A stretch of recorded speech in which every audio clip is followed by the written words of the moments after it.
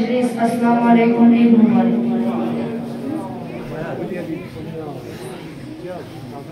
मैं आप लोगों के सामने एक कसीदा पेश करता हूँ।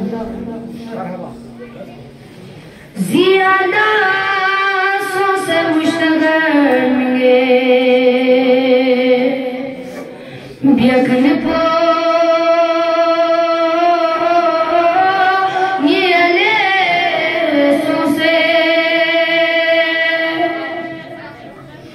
ज़ियादा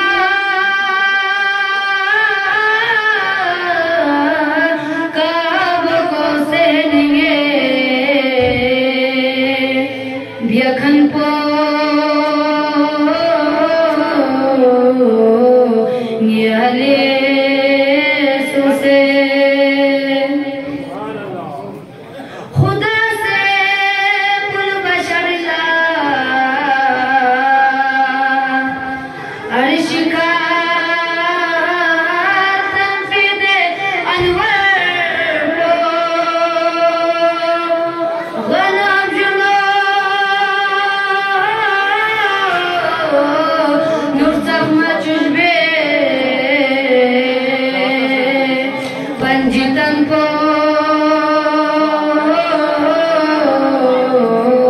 नियले